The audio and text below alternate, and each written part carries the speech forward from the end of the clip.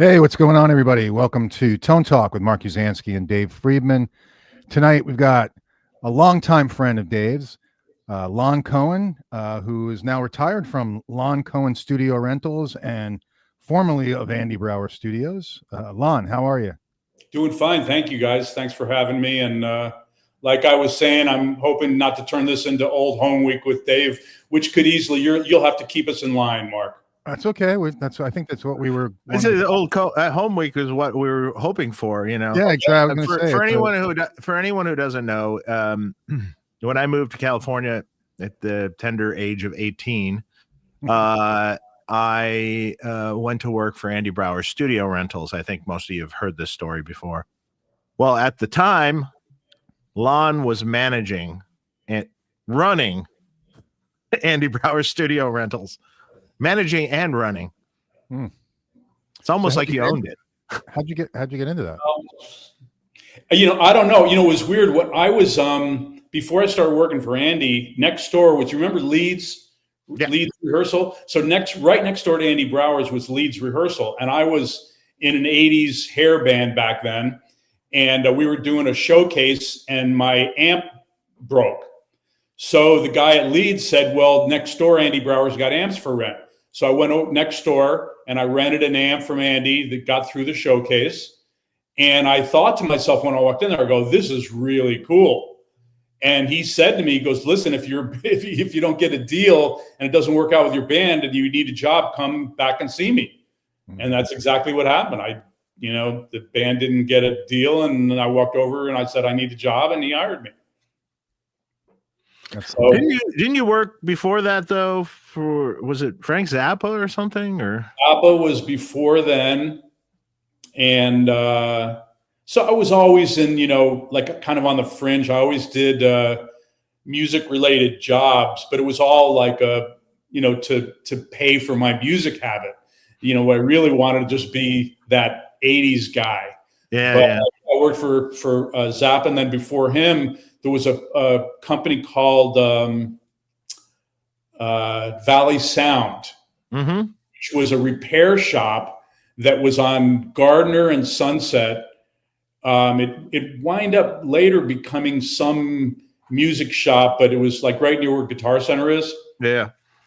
And I won't get too deep into this, but there was a burger place on the corner that was called the Sunset Grill. And it was the same place that the Eagles sang about. Yeah. And we used to go there for lunch to get our, burgers for lunch. And it was just like this old guy. I don't remember what country he was from, but he was so cool. And like you could go there and he did everything himself. Like he had this little piece of paper and a pencil, and he would write down, even before that, he just remembered everything. People would come, there would be 3-4 people deep ordering, shouting, "I want, double burger, hold the onions, extra this and that." And he remembered everything, and it was like the best burger in town. In fact, one of the guys was this guitar player. Remember the Blues Image? No. And there was a band called the Blues Image, and they were like their big song was "Ride Captain Ride Across Your Mystery Ship." It was like, I remember that song. It was like 60s or 70s or whatever it was. But anyway, he was the guitar player in Blues Image, and he was a guitar tech at Valley Sound. And we were buddies, and we used to go over next door. Kenny Rich, who you know of. Ken Rich, yep. Keyboard guy, he was there doing keyboard repairs. And so that was like a chapter before Andy Brauer, a little bit before Andy Brauer's. But that was the Yeah. The burger, as you're telling me that, it reminded me of another burger place that was up by Andy's. That was Bud's Red Hots. I think I remember that. And remember, do you remember right by where the subway is now, was a little stand with a grumpy old actor that was like in an old car that parked out in front and would yell at you, basically? I think I remember that. And also remember there was like an old like a train car, Phil's Diner. Phil's Diner that was over. They wound up, that thing is still around, not in the same location. Yeah. Moved up in Lancashire. Korean guy, and we used to go there and get. Remember the Idiot's Mishmash? Yeah, I remember all this stuff. Yep. Yeah. So you went to work for Andy. So what year was that? You know, roughly it was before. I'm going to say because Zappa was late 70s, Valley Sound was before was mid to late 70s, and then so that had to be early 80s. Had to be like 80, 81, something like that. What did you do for was. Zappa? What was it? Sorry? What'd you do for Zappa? I wired his studio. I was like a studio guy. I was a wirer. And what happened was he had his wife's name was Gail, and she had she had twin brothers named Midget and Squidget. And really interesting guys. In fact, Dave, you should know Midget. He's like a brilliant. He's in, I want to say he's in Nashville now, but he was really brilliant. But when I was working at Valley Sound, he called me up one day and he said, hey, Frank needs a stereo installed at his house. And I, remember I was like an 80s rock guy, so I didn't give a shit. I never was a Zappa fan. I didn't care. I wasn't Star Trek or anything like that. I go, whatever. So I went up there and I wired, but I was always like, I was toilet trained too early. So like whenever I do shit, it's got to be fucking perfect, right? So like when I went to his house, every wire was like cable tied perfectly and it looked like amazing. So then and I never had met the guy, but then one day I get a phone call. He goes, Lon, this is Frank Zappa. He goes, you did a nice job on my stereo. I'd like to hire you to wire my studio. And that was it. And I went in and, worked for him. I think it was a couple of years, maybe. I don't know. Wow. Yeah, I forgot about that. I knew it was Zappa, but I forgot. I could tell you stories about that. I was like a gopher, right? Like, so besides being, wiring the studio, I would hang out in their kitchen and she would say, I need you to go to the store and, get this, or I need you to go to the airport and pick up this guy. And I picked up guys like, who was Adrian Ballou was one guy that I picked up from the airport. Another guy was Steve Vai. And I remember when I picked up Steve Vai from the airport, and this is, that whole story about how Steve Vai got hired, where he was at Berkeley in Boston and Black Page. Yeah. It was a big feat, like a superhuman feat for a musician. And Frank flew him out. And I picked him up and he had he was like young and his hair was all like purple and orange and red and all that stuff. And I remember he was sitting in the living room and he was noodling around on a guitar. And I was like, holy shit, this guy. And I went up to him and like an idiot, I said, dude, you're going to be the next Van Halen. I've never heard anything like that other than Van Halen. And sure enough, he actually wound up. But he was, even then he was just very humble and nice. And I took the lessons from him and I he was so far above me. I could never, Yeah. He's an alien. Yeah, he's amazing. Nice guy. Nice guy. Yeah, he was on the show. Yeah. Yep. Great. Really? Yeah. Oh, yeah. We've had all sorts of people on the show. Everyone and their brother. I remember I've seen a little bit, and isn't it? There's something about torturing you with questions? Oh yeah, that's when we do the Ask Dave shows. So I get tortured with questions. My whole life is questions. It every day, all day in emails, I get questions. See, now I feel bad about this because Mark, I don't know if you knew this, but when I had my business, I was right across the street from where Dave is. Now you're still on, right? Yeah, I'm still there. Yeah. Mm-hmm. So I would I don't know, what was it? Once every few months, I'd come by. I was like, borrowing a couple sugar. I would need, say, hey, Dave, you got this capacitor. Hey, can you help me with this? Or can you tell me what to do about this? And I was always so anal retentive that our stuff, whenever we did maintenance on an amp, that's why I wasn't bugging you every week with, could you fix this? Could you fix that? Because we were always every nut, bolt, and screw was tightened and cleaned. And it was like these guys would look at me and roll their eyes and go, Lon, you don't need to do all this shit to your amps. But they stayed in good shape. And besides replacing tubes, it was very rare that anything went wrong. That's why we didn't knock on your door too much. Well, when I started working for Andy, I would say, Andy was responsible for a little bit of it, and then you were responsible for more of it. We were taught the same stuff you're talking about, maintenance and things and tube socket retensioning and cleaning and guitar intonation and guitar work. And it was I've said this before, the whole thing was invaluable lessons for my rest of my career, because other than the fact that we had to haul these ungodly sized racks up stair after stair after stair, because nobody gave a shit. We were just grunts, but we did it with a smile on our face, and we were happy to do it. But you're right. In addition to what you just said, we were hauling gear. I mean, these guys had guitar trunks with a dozen guitars in them that we were having to haul up these stairs into these studios. And it's like, I remember thinking to myself, what are we doing? But we did it, and we didn't complain. So when you first started working for Andy, it was on the Weddington Street, correct? Yeah. Yep. So, and I know he had a shop earlier than that, a small one on Lancashire at some point in time. Yeah. And then, but that was when the guy BC was working for him, right? Or something? Yeah. BC was the manager when I got there. Yeah. And then was Bradshaw in the building with him at that point in time when you first got there? Yep. Yeah. Bradshaw was there, and then there was Jeff Chonis and Harry McCarthy had Drum Paradise, which was in the back, and then Harry McCarthy's brother Justin McCarthy had a keyboard. Yeah, in the back also.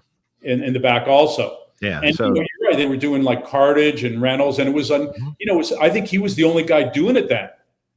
And that was right in the heyday of like all the studio work when there was cartage and. Yeah, Andy started it. So in case anyone doesn't know, cartage is basically carting a studio guitar player's gear to a session or a studio date, and then the thing that Andy pioneered was not so much the delivery of it, but the setup of it. So it was delivered and set up however it needed to be set up in whatever room, with cabinets in whatever ISO room, whatever needed to be done. It was set up. So the guitar player walked in, plugged his cord in, and he's off to the races. So, this is likes of Steve Lukather and Dan Huff and Dean Parks and Neil Steubenhaus and Steve Ferris and later Tim Pierce and Peter Frampton was a client. I know I'm forgetting Marty Walsh. Remember Marty Walsh? I just talked to Marty not too long ago too. Who did he play with? Carl Verheyen. I'm just thinking about people, So Marty Walsh, he was a studio guitar player. I don't remember if he did anything like. I want to say he had some. I'm just not remembering who the big artist was that he did, but there was a claim to fame there. But he wound up moving to the East Coast and becoming a professor at Berkeley, and that's what he's been doing all this time. Yeah, and he's still there. And I remember Steve Watson was another one that was there. David Williams, that Madonna fame and Michael Jackson fame. Yeah, yes. He was the guy that played the that chink chink on Billie Jean. Billie Jean, yep. Mm-hmm. I think that was David Williams. Yeah.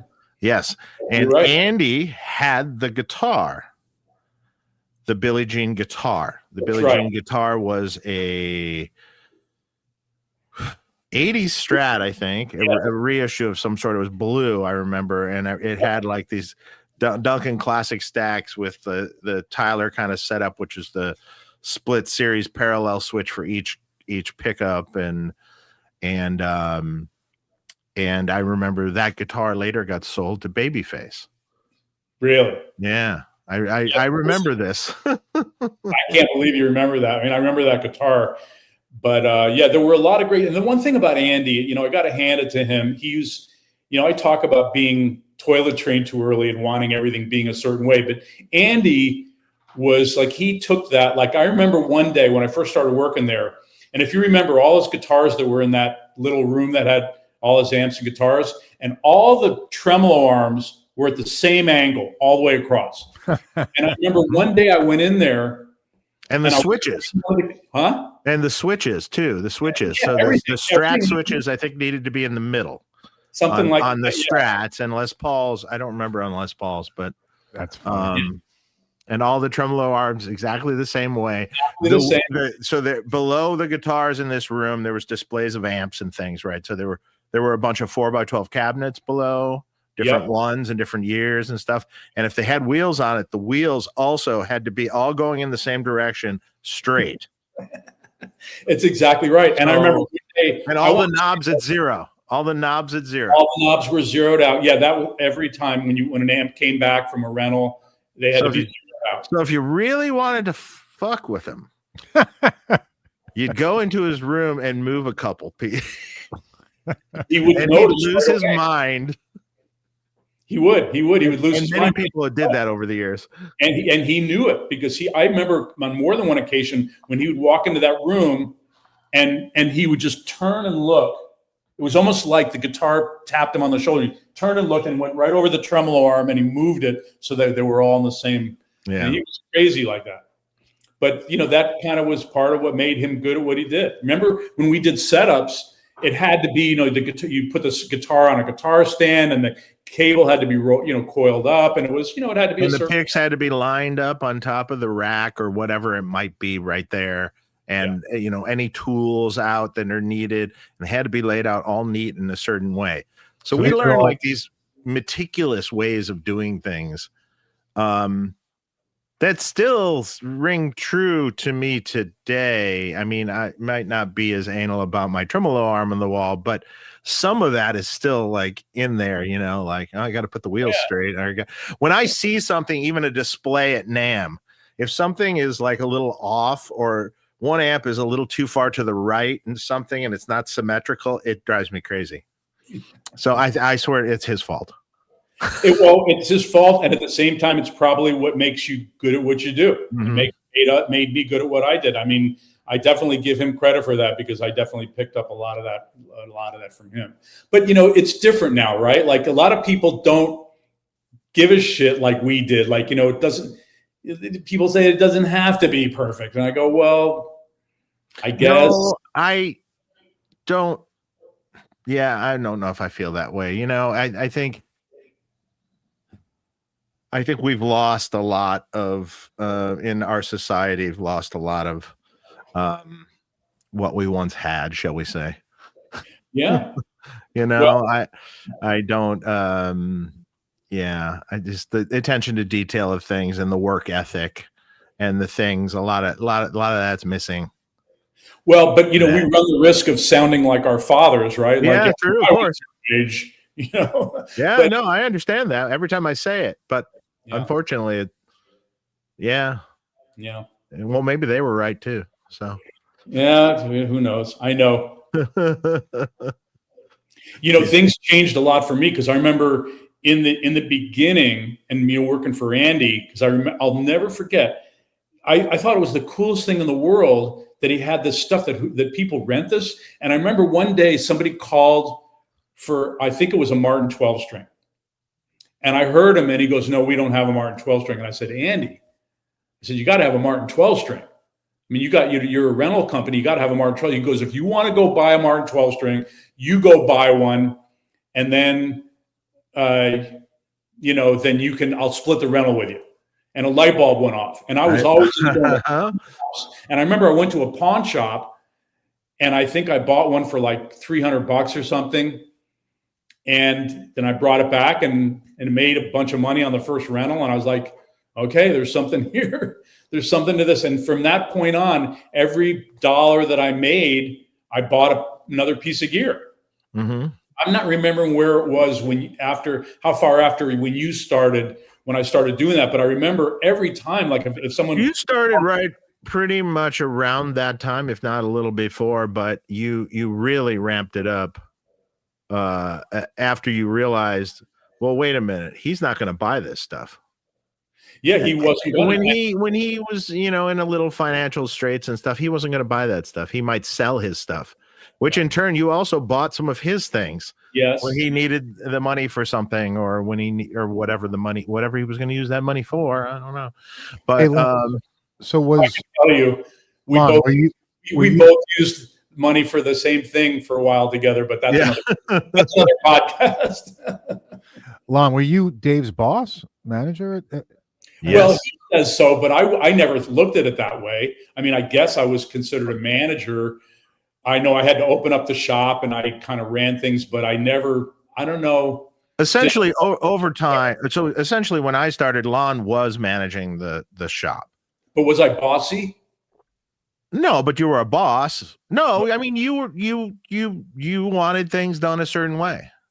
Okay. And the funny thing is, like, we always got along.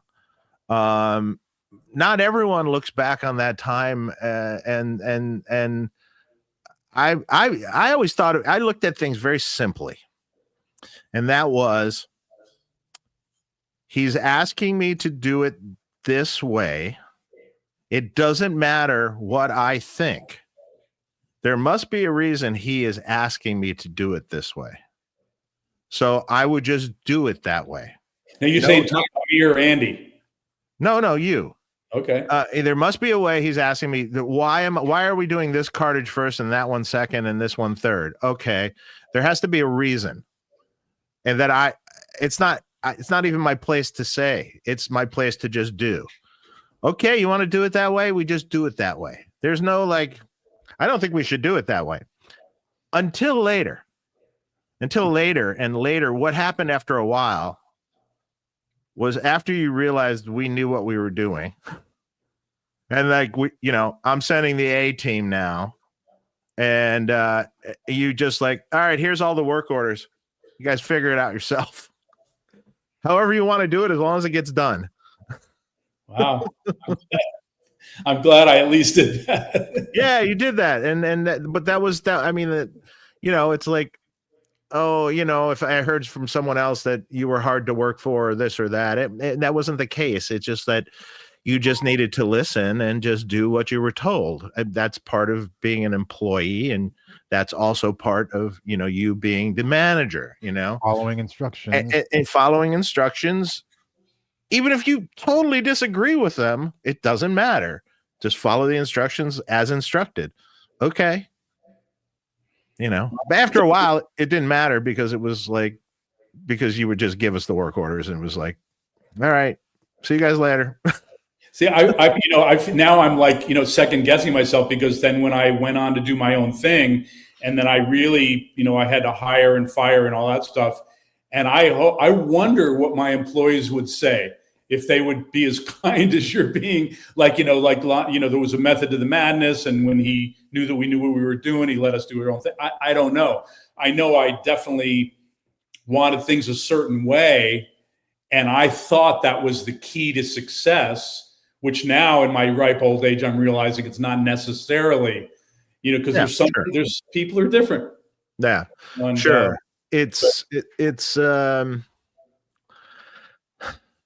No, I think it taught a lot. I think it taught, there was a method to the method to the madness, so to speak. There was a way to do it. And after you absorbed that for a while, then you could, I was fine. You just gave me the stuff and I did it. And it was like, yeah, okay, great. And then after a while, it was like, I knew how to do it all, and here's the work orders and just go. Well, it's a good thing that it wasn't the other way around, because this would be a completely different podcast right now. Dave going, Lon, you were a real asshole, and I've been waiting for the time to tell you.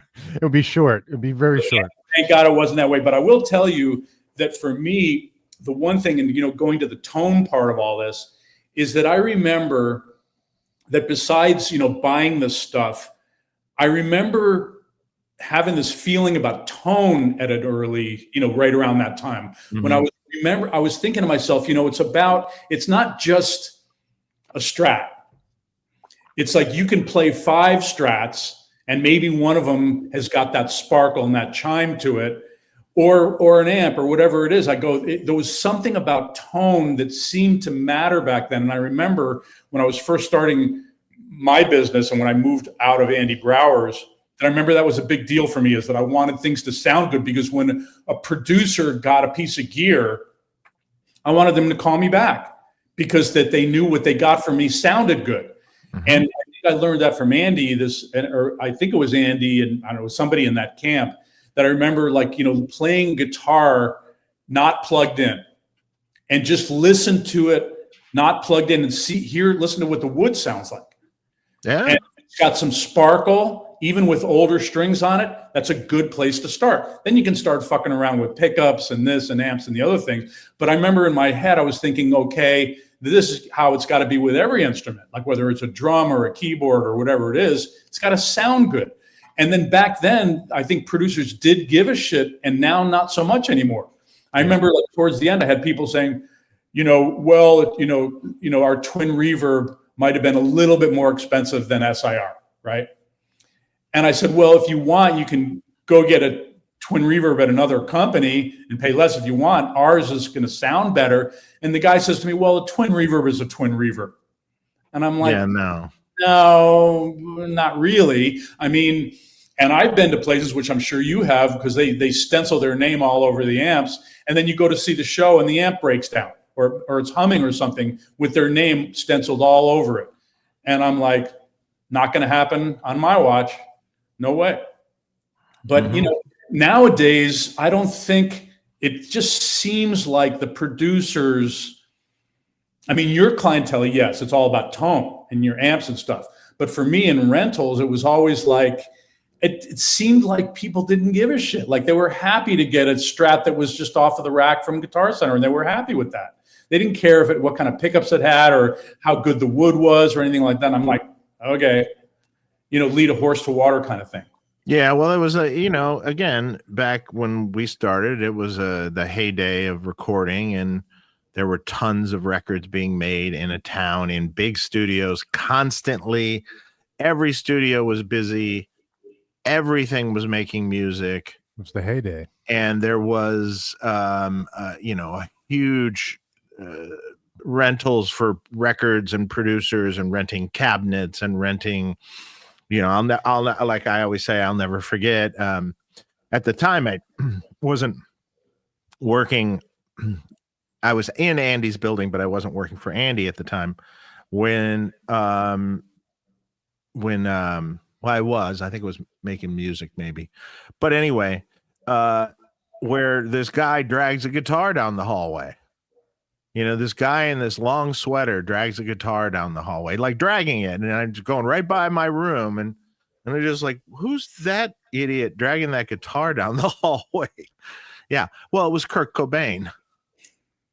And he was with Butch Vig. And they were auditioning amps to go on that huge record that happened. None of us knew that was going to happen yet, Oh, dude, I got to tell you this, just side story on that note.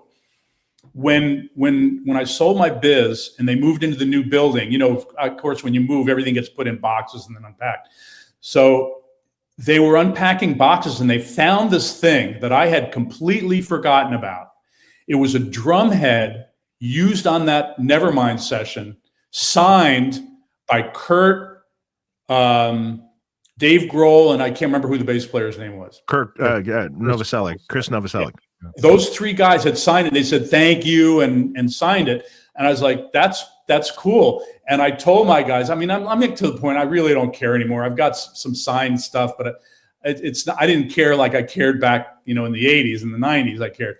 But anyway, I said to those guys, if it were me, I'd frame that thing, put it on your wall, and just forget about it. And one day, if you're poor and you need the money, then go ahead and sell it. But it made me think about that, because you're right. A lot of really amazing people came in those doors. And I think at the time, I don't know about you, but I think, pearls before swine. I don't know if I really knew a lot of those guys, or it didn't matter. I mean, Kurt Cobain could have walked by me and I might not have even known who he was. Yeah.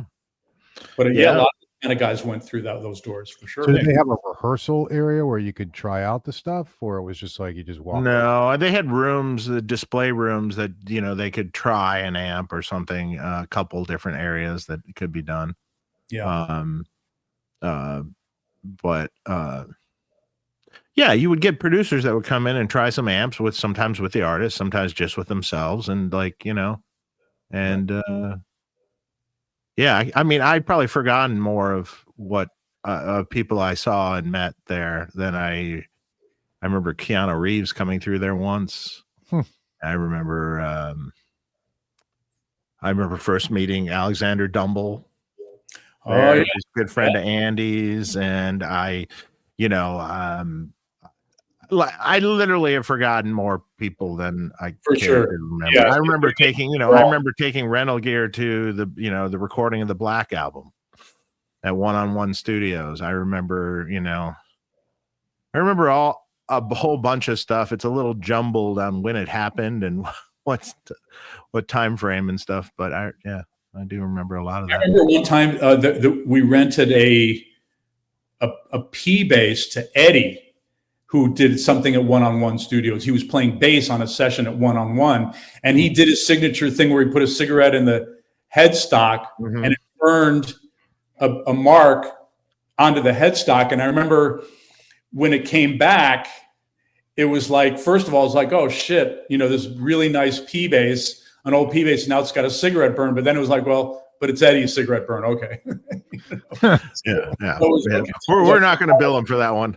Yeah, all is well in the world, so. Yeah, exactly. It comes with a little letter that says this this was burned by Eddie. Yeah, exactly.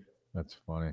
I remember, I was looking at your guitar right there, Mark, in the background, and one of the guys that came into Andy Brauer's was this guy who used to manage Van Halen back in the heyday. Now, 80s, you're talking early 80s, that was still, they were like, I know Monk. But he said he had Eddie's original Frankenstein guitar. And he goes, I almost bought it because he asked me, he goes, do you know anybody that might want to buy this thing? And, back then, Van Halen was big, but it wasn't like now, right? And nobody said to themselves, oh, this thing's going to be worth a ton. It wasn't like that. And I remember thinking, never mind. I don't know what happened to that guitar. But that's what made me think about that when I saw the guitar sitting behind you. Interesting. That's cool. Yeah, Monk. That probably was no Monk, if anything. So cool. So what came next after that? So I managed some bands. I remember I managed Mike Landau had a band, and he had a couple bands, Burning Water, and then a band called Raging Honkies with Abe Laboriel Jr., who's now plays with McCartney. And actually, going back to the Van Halen thing, when I was managing, I think it was the Raging Honkies with Abe, and the guy, whoever Eddie's guitar tech at the time, I can't remember his name, but he was a friend, I think, through Andy Brauer's. And Zeke Clark? Zeke Clark, that's exactly who it was. And I remember he was working for Prince, and I was somehow able, with Zeke's help, to get the Raging Honkies to open up for Prince at the House of Blues. And I was really proud of myself. And I was there because I was doing his cartage. Holy shit. It was like myself and Mick did all those cartages. Yes. So I remember when they opened up at House of Blues for Prince. And it was like a surprise show or something that wasn't scheduled. And I remember sitting there watching Prince for a while. We weren't there the whole time, but I remember. Yeah, I had completely forgotten that you were there. And so anyway, the Prince had this gold mic with a purple cable, and the Honkies stole it. That's not how they rolled. They were just different, right? And so, but I found out, and so Zeke called me up and he goes, Lon, I pulled a lot of strings to get you that gig, and the fuckers took Prince's mic. He goes, that's not cool at all, man. So I had to go back to the guys and go, come on, guys, please. And we got it back, and he got his mic back. But it was like, I was like, dude, come on. I mean, you got, you just got this thing, and now you're going to steal the mic. But that's, they were their own guys, I just saw Mike yesterday. Really? Yeah. I'm doing all his amp work now. So. Oh, cool. Yeah. Yeah. So that's fun. Yeah. So how did you guys acquire, all the equipment back then? I mean, well, like I was saying before, is like when I first started, every penny that I made, I invested in gear. So first it was the Martin 12 string, and then he needed another I think his 4x12s were all out and he needed another one. So I went and I got a 4x12 that had the good vintage 30s, you know, back in those days, the good ones. And it started with that, and just little by little, you know, every time somebody would call for something that he didn't have, I'd run out and get it. Or every time he needed money, you'd buy his thing at a discounted rate. And so eventually Lon wound up owning most of the rental fleet. That's exactly right. And what happened, it got to the point where he couldn't, because the one thing he didn't consider is that he was paying me half of every time something of mine rented out, but he was covering all the overhead. Right. He didn't think about that. So what would happen, it got to the point where I was just making too much. The business couldn't afford it. And so we came to a little bit of a block in the road, and I just had to leave and start my own thing. And I remember back then, you know, it was like, I remember thinking to myself, I thought this shit was so cool. And that, like, you know, give you an example. Like, I remember thinking to myself, well, the bass player somebody brought up an acoustic 360 bass amp. And I go, well, I know John Paul Jones used that in Zeppelin. And I think the bass player of Sly and the Family Stone used it. And I go, got to have a acoustic 360 bass amp. I mean, what self-respecting rental company doesn't have an acoustic 360 from the 70s, right? So I went and I found one that's in mint condition, and that thing never rented out once. The whole time I had it, and I've had it for over 30 years, never ever rented out. No one gave a shit. And in my was losing shit. I mean, come on. But nobody cared, and that's what it was back then. It was like I wanted to get whatever this guy used or whatever that guy used. That's the sound. That's the shizzle. And people over the time cared less and less about that stuff. So did you guys have like vintage Tellys, vintage Strats, everything, vintage Les Pauls? Like, it was every vintage Strat you can imagine, like from 1957 through the 60s till a little bit later. You know, Les Pauls, different Les Pauls, like it was a 67 gold top, 68 gold top. That's what it was. That was a big renter. That was rented a lot. There was other Les Pauls also. There was, you know, Rickenbacker guitars, old Rickenbackers. There were all sorts of different acoustics. There was, guitars. Les Paul. I mean, okay, like a Fender original 60s candy apple red Fender 12 string. Electric 12 string. Exactly. You know, all the things you can imagine in vintage Telecasters, you know, from different eras and different years. You know, there was everything imaginable. Then you got into amps. Every Tweed amp, every Blackface amp, and when I mean every, I mean every. So, like Princeton or Twin, you know, going up. You know, that was also the time when like what did you call them? Like, I don't want to say boutique, but the James Tylers of the world and the John Surs of the world that were doing it was like the humbucker and the two single coils. Yeah, that was like a big deal. So then you had Tom Anderson, and so then there was like a thing where that was the thing, and you had to have a Tom Anderson, and you had to have John Sur was doing amps with Bob Bradshaw. Yeah, which I saw he was on your show, right? Yeah, a couple times. Yeah, he's been on a few times. And you know, every amp known to mankind. So like all those Fenders, High Watts, Basemans, every stock Marshall, every famous modded Marshall, which were always big renters back then. You know, Soldano mod, a Jose mod, Lee Jackson mod, several others, a bunch of stock things. Who's that guy? Sir mod later. You had a Sir mod later that was big renter. Mod, which that was one of the best sounding amps I had. I love that amp. And there was I can't remember the name, Ernie Brandy. Yeah, yep. I still talk to him every once in a while. Really? Yeah. Wow. Interesting. He has some of my amps now. Interesting. That was another great. I think that Ernie Brandy mod was used on most of the Great White records. Mm-hmm. Yeah. And it was funny because that guy came in.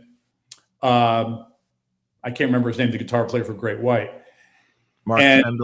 Mark Kendall, that's it. And he came in, and I remember his crew was like, he did everything. He was like, there was two guys that was like that I met that were like, that the crew basically did everything. The other guy was the bass player in UFO, and I can't remember his name either. I think he died, but he was like a total rock star. Had the woman's shirt unbuttoned to here with a big medallion and the whole thing. And I can't remember the name of the guy who produced. They did a reunion record out at the Captain Tennille's place. Remember the Captain and Tennille studio? Yeah, Rumbo, exactly. Mm-hmm. So I go out there, and this guy, the producer, says, I needed a bass that's going to stay in tune because the bass player, he's having a hard time. I said, okay, I got the bass. So I bring the bass out there, and this guy, Pete Way, that's his name, Pete Way. Mm-hmm. So I go in there, and I take this bass out, and I said, you're not going to have any trouble. This thing's going to stay in perfect tune. And he leans his head over for me to put the strap over his head. And I thought it was the funniest thing. It was so Spinal Tap, because it's like, we're not going on stage in front of 2,000 people. Here's the bass, take the bass. And then I asked him, and I said, I'm curious, what gauge strings do you normally like? And he's like, I think it was English, if I'm remembering right. He goes, oh, mate, the roadies all took care of that. I don't know.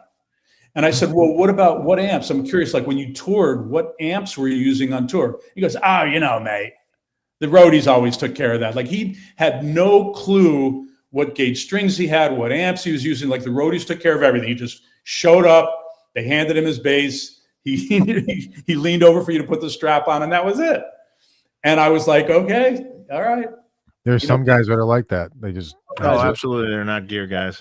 Yeah, not gear guys at all. Hey, there's more than you think, actually. From doing this show, I've been like, yeah, a lot of these guys, we thought they knew what they were, doing and what they had and this and that, and they were just like, yeah, I just plugged into that Marshall there I had. I don't remember what year it was. I don't really recall exactly. Yeah, and like, yeah, but that was the greatest guitar tone ever recorded. What do you mean? I know. Did you guys ever deal with Norm Harris back in those days? Yeah. I was only I remember buying a guitar from Norm once. That was the only dealings I've ever had with him. In fact, I've never been back to a shop. Well, it's interesting. He and I were kind of friendly. We used to go. We were into combat sports together. We went to go see some boxing matches together, and so we were friendly. But interestingly enough, I don't think I ever bought a guitar from him. But did you see his documentary? Yeah, it's great. Yeah. I thought it was good. I thought it was good.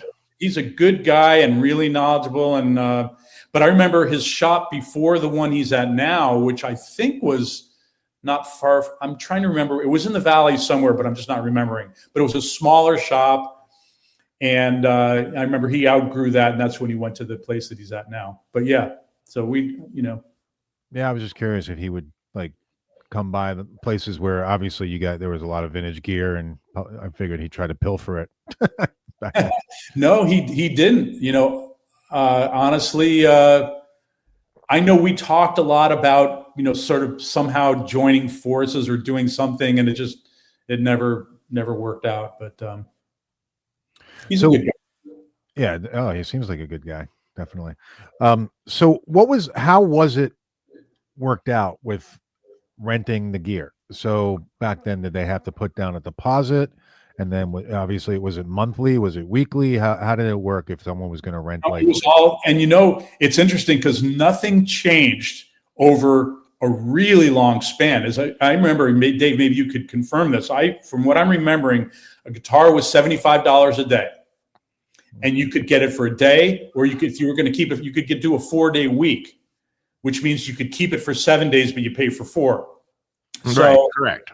And that stayed that way. Even when I started my own thing, I just followed suit and did the same thing. I basically copied everything Andy was doing. I'd use this, Well, it was everything you were doing. It's like maybe it started with Andy, but you were running the show. I mean, it's like, some of the policies you probably created.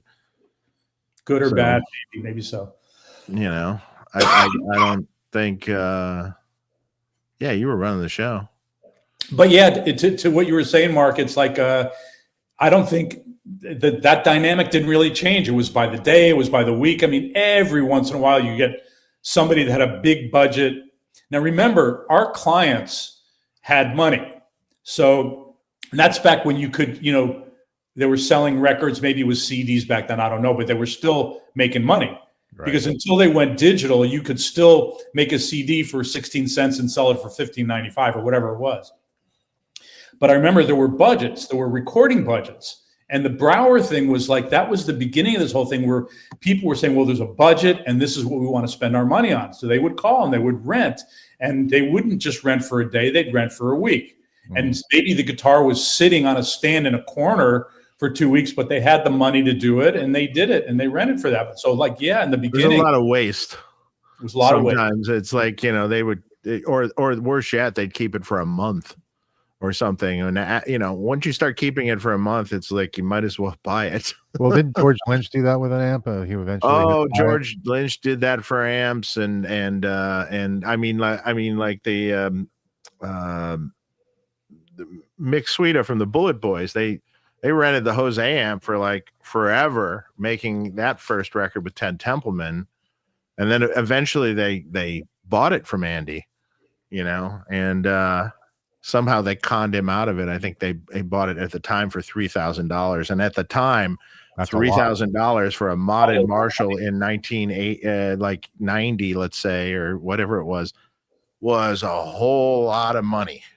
I mean, I remember going out and finding a Plexi 100-watt Marshall that Andy bought from some guy.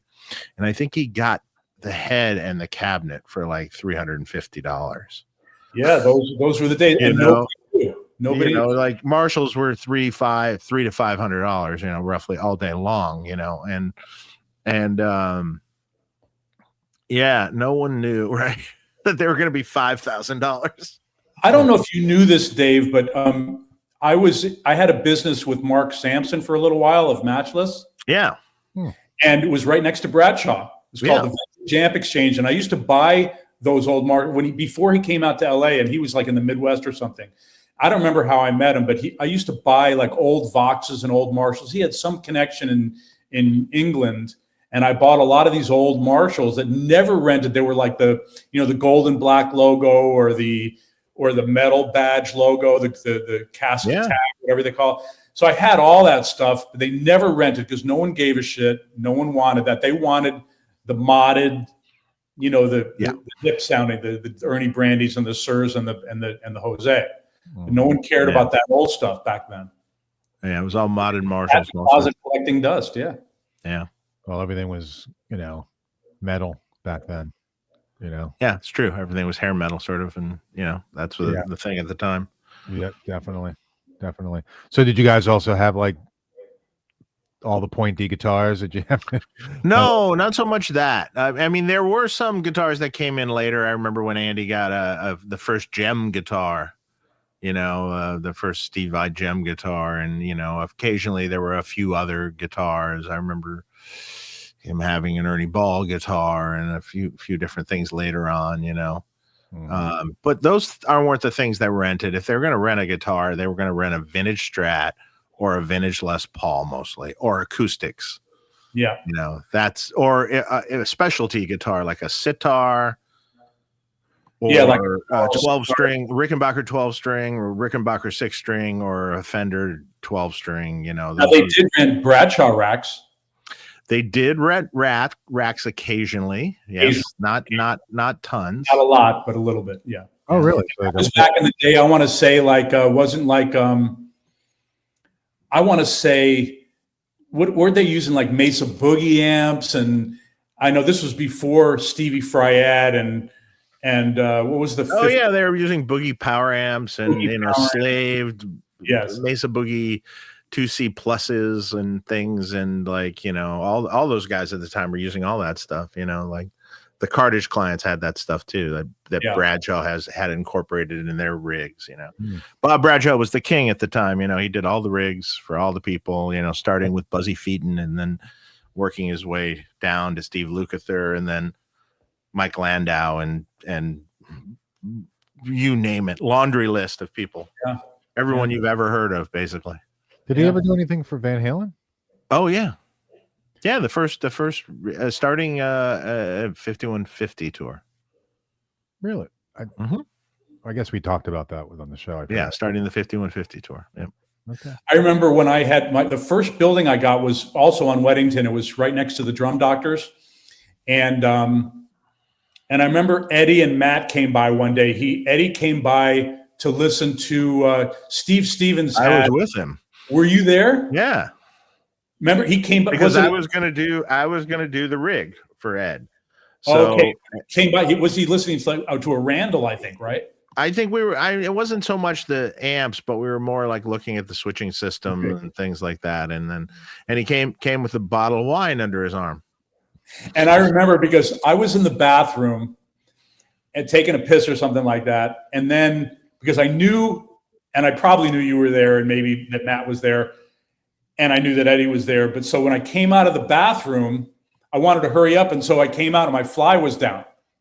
And so I came out of the bathroom and Eddie was walking out. And I said, "Hey, Eddie, nice to meet you." And I put my hand out and he goes like this. Because he saw my fly down and I just came out of the bathroom. It was so funny. And I was like, no, it's not like that. But that was I think that was my first brush with Eddie when he came to but it was just he played and then he left and you guys left and that was it. That was yeah. But you started your business when you moved out of Andy's. You were doing it out of your house. Yeah. And then here's the funny thing. So when he went out of town, guess who he called to run the business? Me. You and Walter Rice. Yes. And it was like, hey, could you help me out and do this? And yeah, And where were you working at the time? And I don't know, I was on my own then, I think. I was doing, or making music. I think making music at the time. Yeah. And I want to say that I don't know if you had to deal with him, but my first cartage client was Rusty Anderson, who's with McCartney now. Mm-hmm. Yeah. I still do Rusty stuff. In the Brauer days, we'd have to go to his place in Silver Lake or wherever he lived. Yeah. We'd do cartages out of there. But then when I had my thing, I started my own thing and all of a sudden I got to get on the phone. I need clients because I basically it was like one day I'm working for Andy Brauer and the next day I'm like in my house with all this gear going, what do I do now? And I had to get on the phone. And I remember I called Rusty and Rusty said, "I'll come over, you're my guy." And so he was my first client. So I had all his gear was in my garage and I had, amps in another bedroom. And it was just, you do what you got to do. Yeah. Yep. Absolutely. Yeah. Let's take a couple questions. YMESYDT, what's going on? With all the gear experience here, what are the most underrated guitars, pedals, amps you guys played, recommended? Oh boy, that's a good one. So most underrated guitar. Underrated. I don't know if this would be underrated, but I'll give you an example, like on my end. And this gets a little bit away from Dave with like what you're doing in amps and stuff like that. But I remember hearing an Epiphone Texan once. And I go, this is the greatest acoustic guitar I've ever heard. It was so buttery. Now, it goes back to what we were saying before, is you might play 5 Epiphone Texans and find 1 or 2 that are great. But I just remember that being, maybe I think that speaks to this. It was like, not too many people knew about it, but it was just that was the guitar that was used on Yesterday, that Paul McCartney played on Yesterday. Yeah. And I think that's an underrated guitar. Pedals, all those old pedals were underrated. The old Mosrites, and they're all super expensive now, but they're Mosrite guitars, even those were underrated guitars too. Those were very cool guitars at the time. Things there's interesting I found over the years, like things like Orville by Gibson. Orville guitars, they were fantastic guitars that were made in Japan.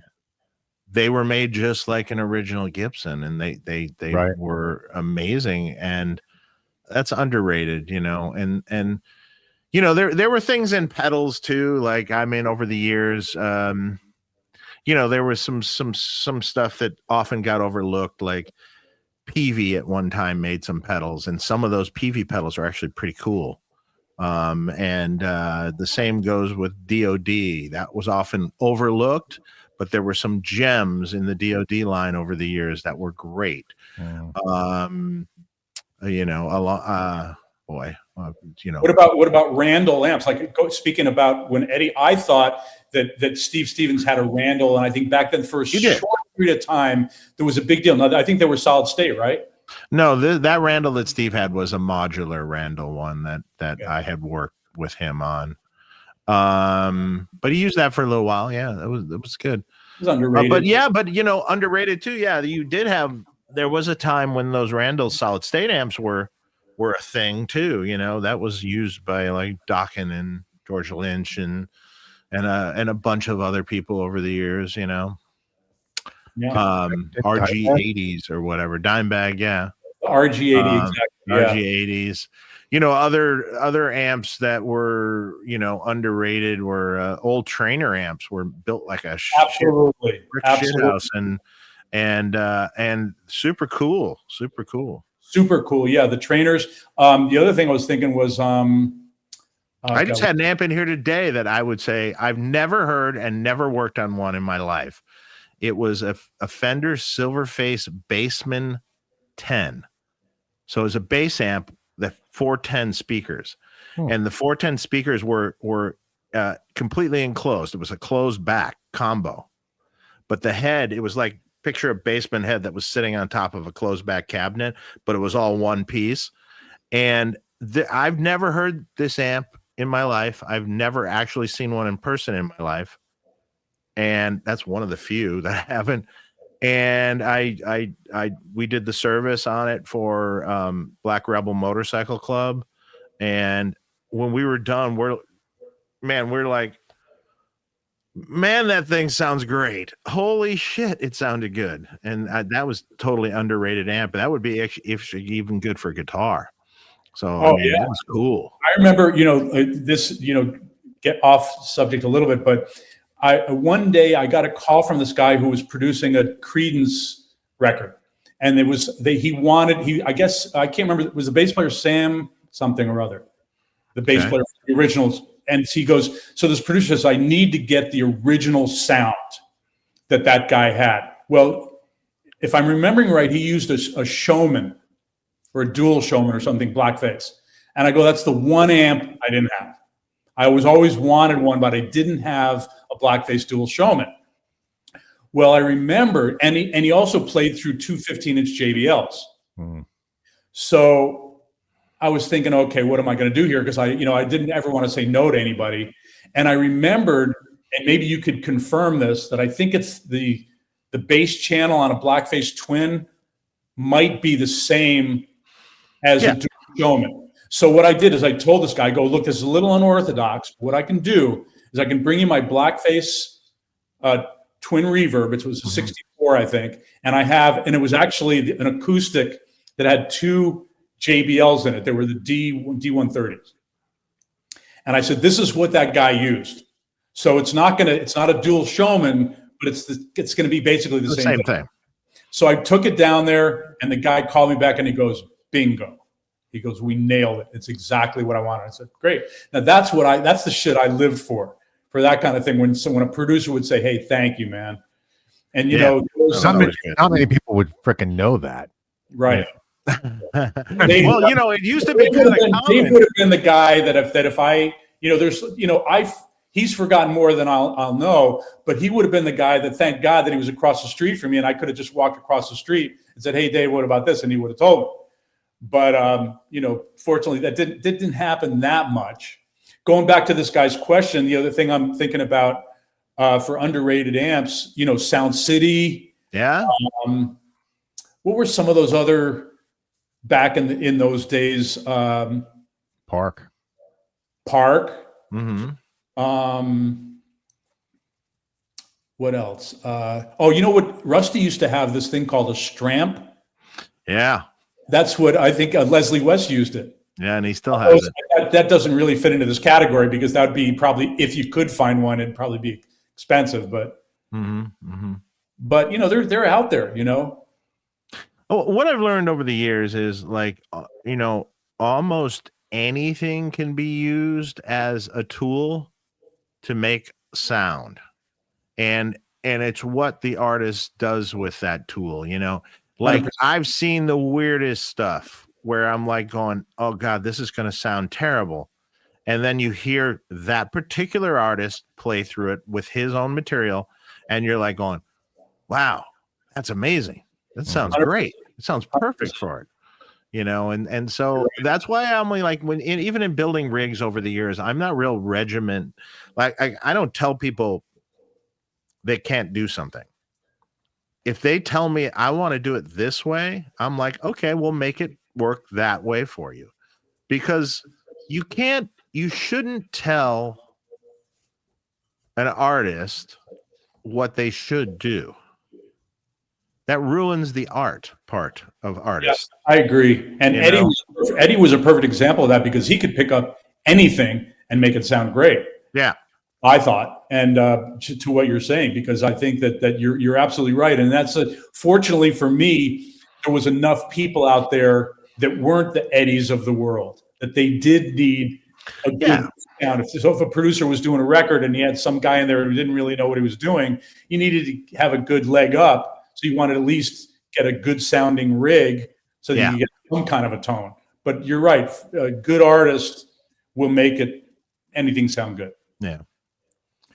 Walrus, thanks for the super chat. Lon, when Dave was working for you, did he ever declare one day he'd be making Friedman amps? Was Dave a troublemaker? I'm going to say this, and it's not because he's sitting there in front of me right now. I don't remember that. Well, number one, no. There was would you agree with that, Dave? There was Friedman amps was never even in the. No, it wasn't in the thing. Back then. That's number one. But I loved amps. Troublemaker. I wouldn't say he was a troublemaker. I'd say he was very well behaved. He remembers more than I do. I just can't remember shit anymore these days. But I remember, you say you remember that, like, that I wanted things a certain way until I knew that you got it and then go do your thing. But I never remember any friction whatsoever from you. I just thought it was smooth sailing the whole time. Well, that was part of what, I've always said, if anyone ever said anything, that, oh, you were hard to work for, or this or that, I go, no, he wasn't. It was really simple. You listened to what he wanted done, and then you did it. And it wasn't your place to tell him you shouldn't do it that way, because that's part of being, there's a boss and there's an employee. And especially in those days, it's very much what the boss says goes, and that's what you do. You keep your mouth shut, put your head down, and go do it. Yeah. If to answer this guy's question, no, Dave, you weren't a troublemaker, but maybe now. Now I'm a troublemaker. Now he's a pain in the ass, right? Not back then. No, back then, no.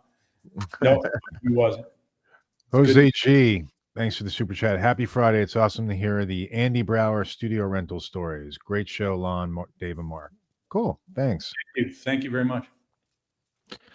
Wait a minute. Now, someone told me about a story back when before me, when you and Joey Brasler were doing cartage, and about you seeing someone fall from a building.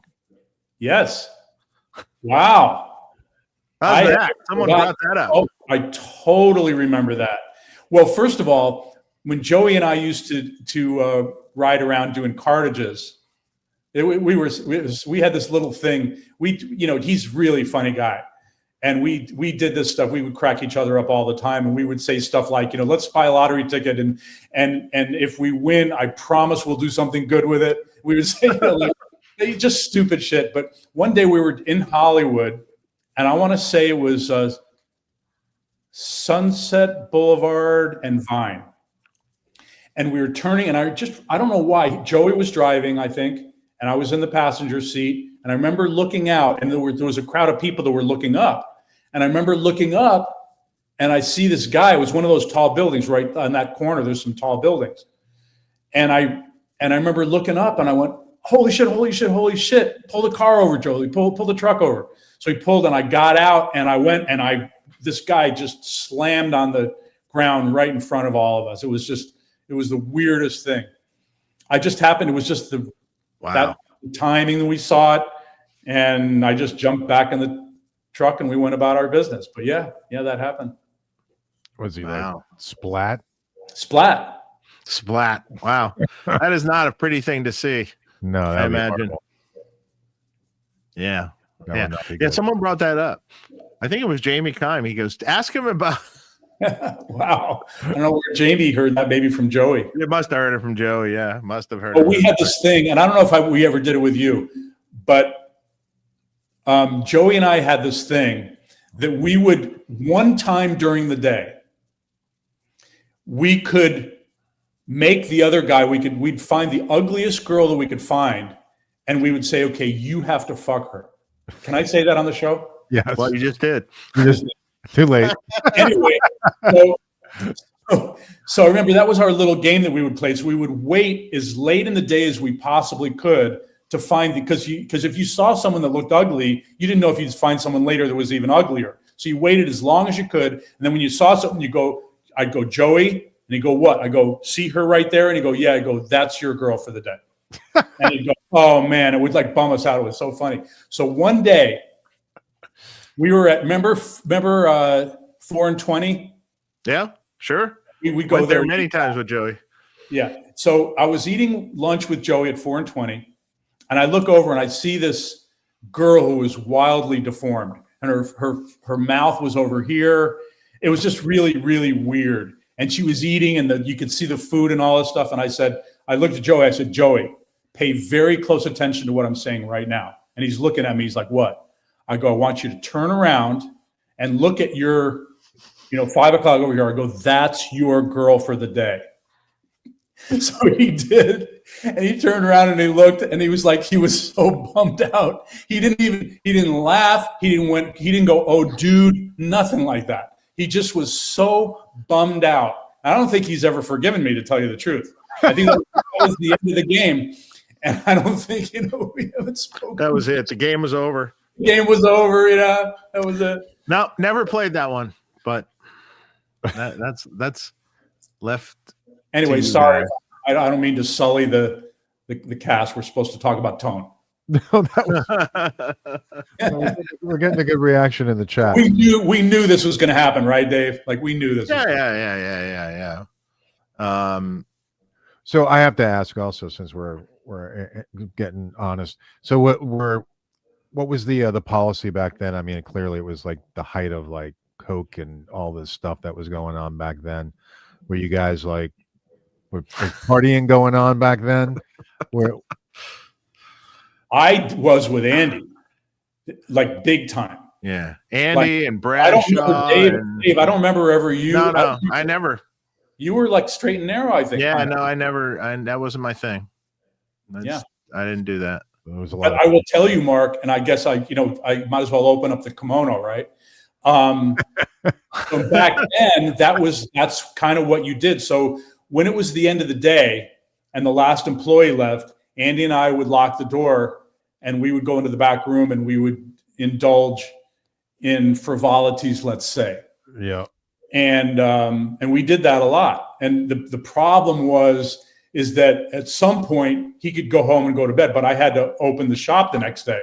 And there were more than one occasion when I really didn't want to do that I basically just, we were there all night and then I had to open up the shop in the morning. And I remember one day, and I think somebody might argue this, and maybe Dave, you'll correct me if I'm wrong on this.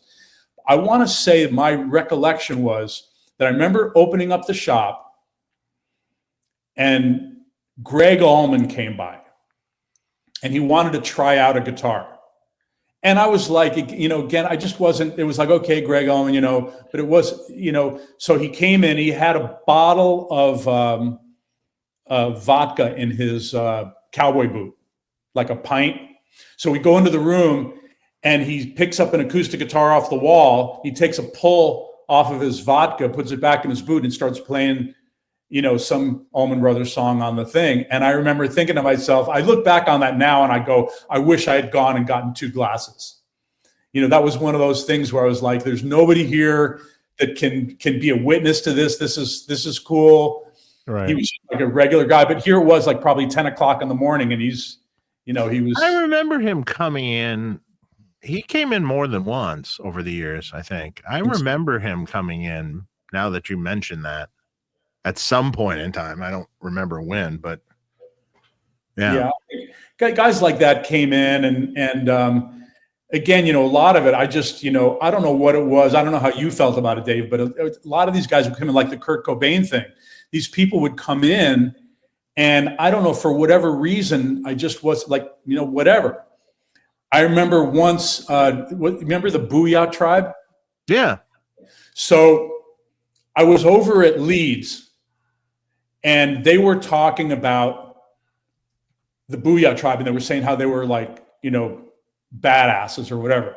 So I remember coming back over to Andy's, and they were all in that Bradshaw room, which was that middle room.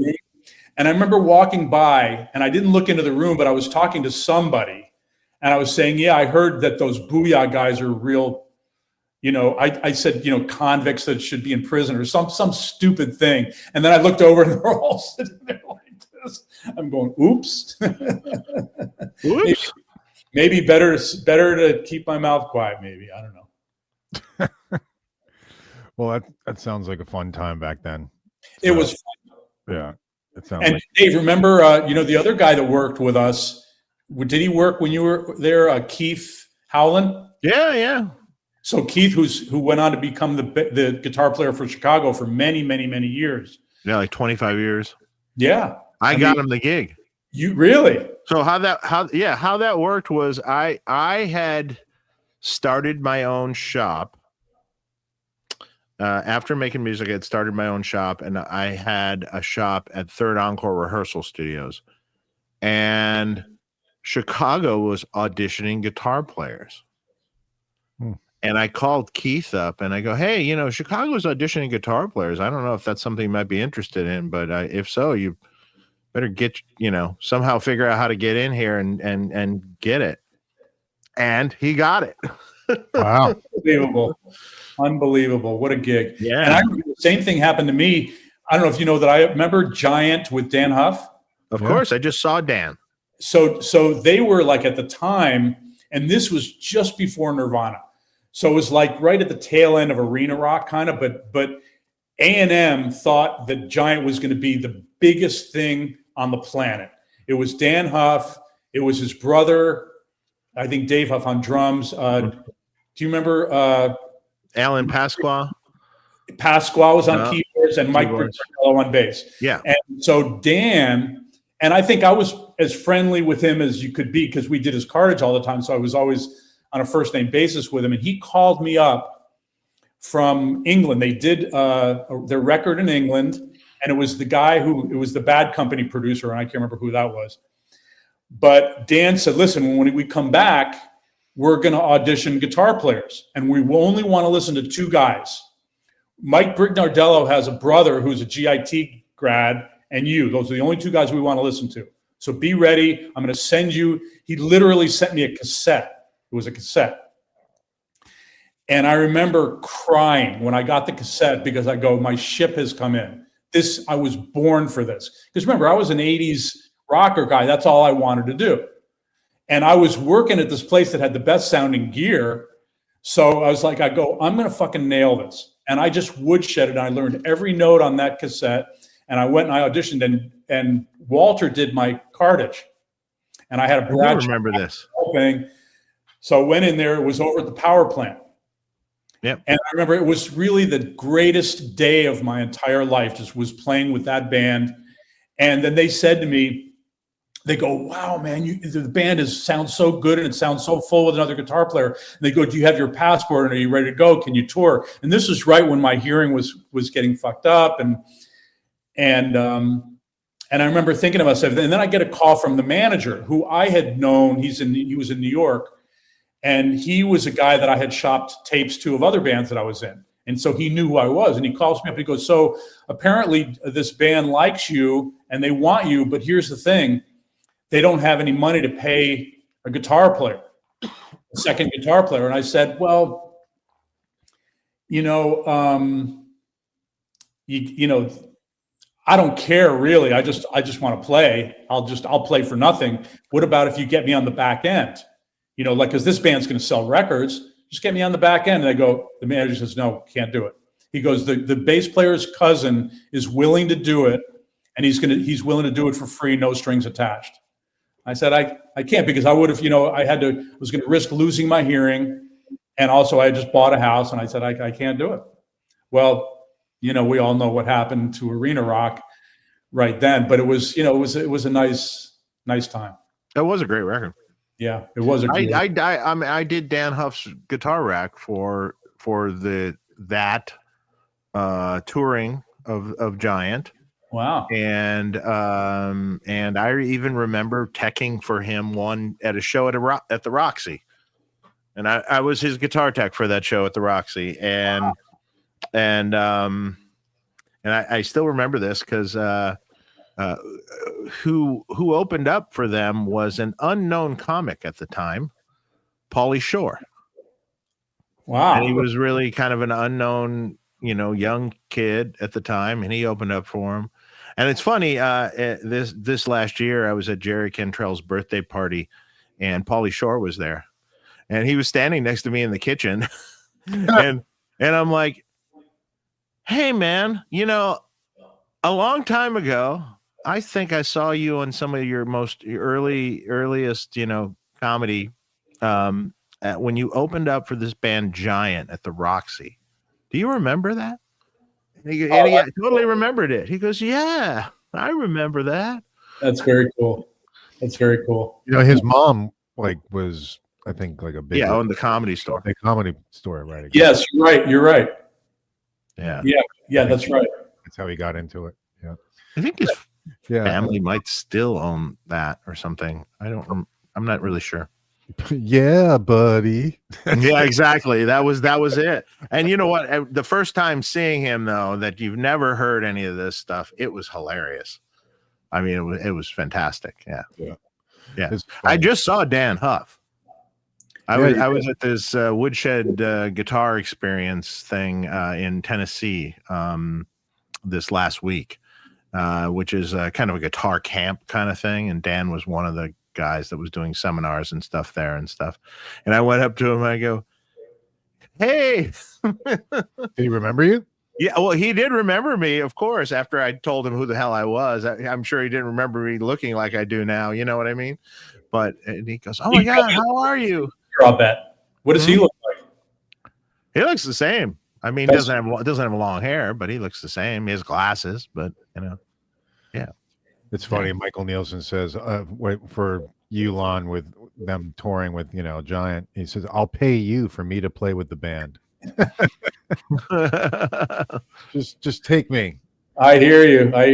I felt the same way. That's funny. Yeah.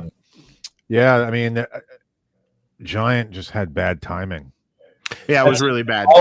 That's all it was. Timing. A few years earlier would have been huge. Been good. Yeah, because it's a good record.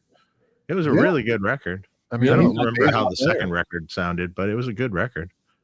It's nice to see Dan kind of revisiting all that stuff now, because he's on YouTube, Lon, if you haven't seen. So Dan's been doing a lot of YouTube videos, kind of revisiting the Giant stuff and his work, and he's been doing a lot of just opening up about his career online, which is pretty cool. So did he, Dave, did you hit him up to come on the show at all, or no? I didn't have the opportunity that I got to talk to him. I thought he was going to come down to this amp room we had down there. He said he would, but he didn't. So that's when I was going to hit him up. But I'll hit him up now. I know how to get at him. Right. Okay, cool. Yeah. Yeah. He would be great to come on. I mean, obviously we can reach out to Robert. Yeah, exactly. Yeah. So cool. Let's see. I think we had there was one question here, which was here it is. Who was the worst artist you had to deal with? Did you have people who were real pains in the ass? Me? Yeah. Yeah. How about you? You probably. Well, you know what's interesting, and I don't know about if you've experienced the same thing, Dave, but it was like the worst artists were always the newly signed ones who thought they were cooler than they really were. Usually the seasoned guys are just so easygoing and great guys, and some of these new guys who just, I'm not going to name any names, but there were just some people that just thought they were cooler than they were, and they wanted they wanted people to do things for them and bend over backwards for them, and I never had it in me to say, let me just explain to you, you're not as cool as you think you are, but I wanted to. But it was mostly the younger, newly signed guys who, which you could understand if you get some attention and from your audience, and then you get a record deal and you think that you're on top of the world. And it's not always the case. Eddie's a perfect example. Eddie was like the guy. He was such a regular guy. Like he would talk to you. I saw him at the Baked Potato once. He just sat there and talking like we're talking now. Just a regular guy. It was just super cool, and that's what I remember and like about that we were all fortunate enough to be with artists that were of that echelon that were cool. That you talk to, and it's not always that case. Yeah, that's there's a couple people over time that have kind of rubbed me the wrong way. I'm not going to name names though. But, we can name those names when we talk offline. But I have two in particular that I'm like, yeah. I know one guy I was building a rack for, and I built this whole system and it went away, was exactly what he wanted. Everything worked good.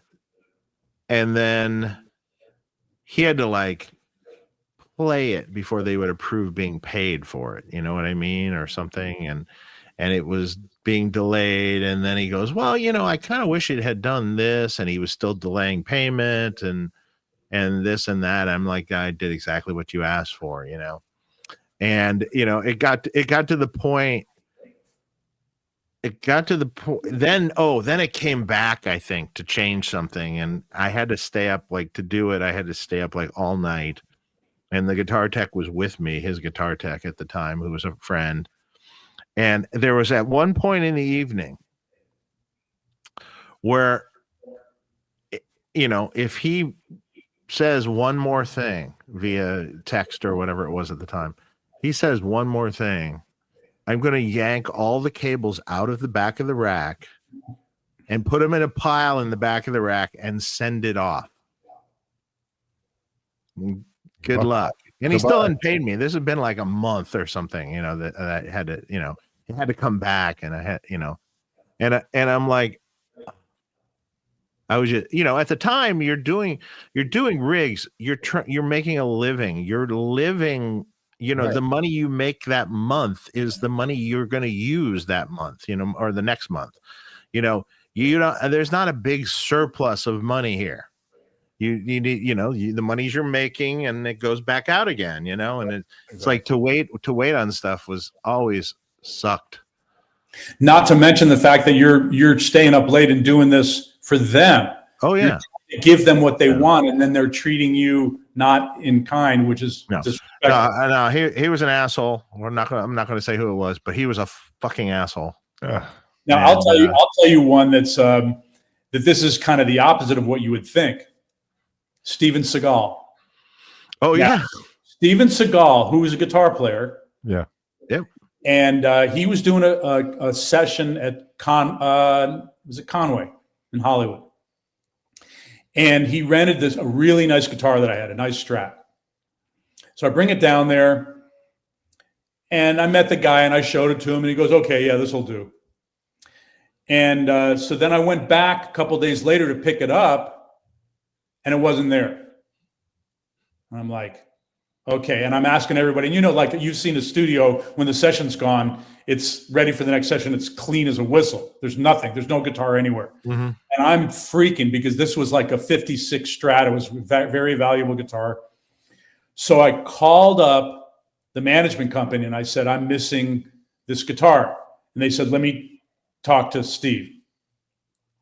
So they called Steven, and the next morning, a runner brought the guitar to me, to my shop, and he said, "This is with Steven's apologies." And he said that what had happened is that he had a big entourage and someone stole it, but that he said something. I don't know if it was like, I'll kill you or whatever, break some legs or whatever it was, but he did whatever he did, and the guitar showed up on my doorstep the next morning. So for that, I got to go with all the shit that you hear about him. I will say that he did me a broski, Mm-hmm. and you know, that's cool. That's cool. You know what we never talked about? Some of these guys who have had like the largest, even Dave, you and I have never really talked about it. Some of these guys who are like super rich, who have these giant guitar collections, like it was Scott Chinnery or Jim Irsay, who just recently passed away. These guys who had like giant guitar collections. You guys ever deal with these guys before? Not myself, no. me neither. I don't know those names. Never heard of that? Jim Irsay he owned the Indianapolis Colts, and he has an insane guitar collection. Like he owns Prince's guitar. He has like amazing guitar collection of stuff and amps too. And so did Scott Chinnery. Scott Chinnery was a guy from New Jersey who had like if you look it up, I was just looking it up. There's a book called Blue Guitar, which has Scott Chinnery's guitar collection, which is like one of the largest guitar collections in the world. So I was just curious if you guys ever dealt with that guy. No. There's one guy, I just heard about this, that there's some wealthy guy who's got this incredible collection, and they're going to do a museum thing in New York. I'll find out what it is, because I sent my friend a note about it, and I'll send it to you guys. But apparently it's some super wealthy guy who's got the best of the best, and he's donating it to a museum so that people can go see it. So that's kind of cool. But to what you were saying, Mark, for me, not a lot, because what I noticed that over time is a lot of these, some of these producers and studios started buying up all their own stuff. And of course, that's not good news for me as a rental company, because you don't want them to buy that stuff. You want them to rent it from you, but they were doing it. So if you were a studio, you'd go out and you'd get a Strat, you'd get a P bass, and you'd get a good sounding acoustic guitar, and then you kind of had what was needed, and my phone stopped ringing. So yeah, actually, when we had the guy from Blackbird Studios, they've got an insane collection. What I heard they have that. Yeah, they have amazing stuff. That whole studio is amazing. Yeah, if I ever get to Nashville, I definitely want to hit that place up. Metal Militia. Forgive me if it's off topic. We've already even spoken about. Is that a Selmer treble and bass back? Yes, it is. Good eye. I have a Selmer treble and bass. That's yours? That's kind of a wreck, but I have it. And I need to I bought it, and my idea was to restore it, but I haven't got there yet. I don't know if I want to restore it, but I mean, like, I'm going to make it work properly. It's kind of a wreck right now. Now, speaking of wreck, what about the other one? 2 amps down and to the left, there's like a wooden. Is that a Marshall without the Tolex, or is that a? As a Marshall without a Tolex. That I had that amp from way back. It was a 1969 Marshall, and that has been recently restored and refurbished. And I've had that forever. Yep. I remember I got at least 1 amp from you. I know you know. Yeah. I know. I'm surprised you're still talking to me after that, because I know. You got my original Jose. Yes. Yes. Oh. And then I remember years later, I go, "You want to sell it back to me?" And you're like, "Nope." Is that the Black Flag? Not for what you're going to want to pay for it. Yeah, that was the Black Flag. And you know who helped me sell it? Matt Bruck. Oh, okay. And we're forever in debt. Didn't you get like $15K for it or something at the time, or $18K or something like that, around that price? 15. Did someone famous buy it? Yeah. Probably not. It's a great amp. I think there were a couple instruments that I had that were they were notable, and they rented out a lot, and they had a provenance.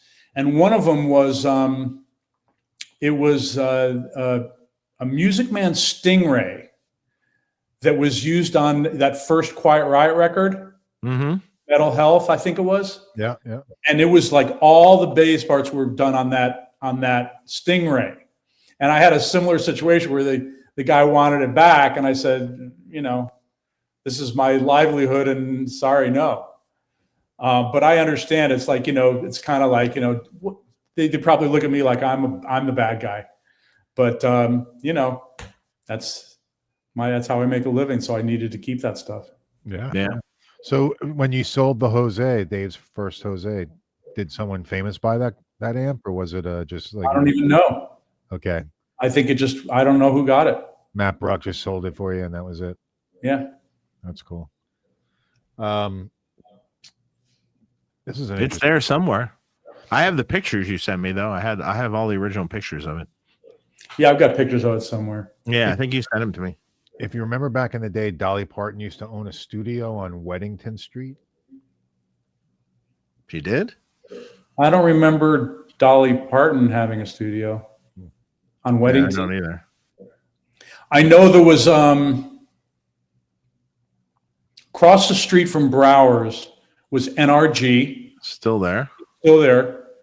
And then there was another one. If you walk out the front of Andy Brauer's and make a left, not towards Lancashire, but towards Falkland. There was another studio. A producer owns a studio down there, and I can't remember his name. Oh, on the corner of Blakesley and Yes. that or something. It was sort of near your old shop too when you moved before you had to move. Yeah, I don't remember. There was. I don't know if that's still there or not. I think it might still be there, but I don't remember what that studio was either. Forgetting his name, yeah. There used to be a lot of studios before they tore them all down. Yeah. Amigo Studios, remember Amigo Studios? That was over a few streets now, where the subway sort of is, somewhere over there. I don't remember exactly where, but I remember taking rental gear there for Dokken, and Michael Wagner was producing and stuff. Yeah, I totally remember Amigo. Yeah, a lot of those places, they're all gone. Most all of them are gone. I mean, studios do not stay in business now. There's no business for the people to have the studios. That's right. There's someone that bought One-on-One Studios and has brought it back to the original name now, One-on-One, and has been doing some refurbishments and stuff in it, and so that's nice to hear. But it is nice to hear. I'm friends with them. But remember Enterprise? Yeah. And I don't know what happened to them, but they were a studio over there. And then there was some gal, like well-known gal producer, who bought the place that was across the street. Yeah, Linda Perry. Linda Perry. Yeah, and then Linda Perry sold it to it became Sphere Studios then. Sphere, yes. And then Francesco Camelli owned that. And I was friends with him, and he made it amazing. It was an amazing facility when he was done with it. But then he got an offer from Stevie Wonder. So Stevie Wonder owns it now. Oh, really? Wow. He got it. He told me, he goes, he told his wife, hey, someone offered me to buy my studio, And he goes, I don't think I really want to sell it, and she goes, well, if they haven't given you an offer or anything yet, just give them a price that seems completely unreasonable, that is so high that you'll be happy to let it go. And he did, and they accepted. And all the gear, everything went with it. What was Linda Perry's studio before she had it? That was like before she had it was Royal Tone Studios. Royal Tone. Yes. By the way, it was John McBride. Yes. From because John owns the show. Nice guy. Studio in Nashville. This is an interesting question. What tone of the past 20 years has been the most innovative or inspirational in all your opinions? So 20 years. So since 2005.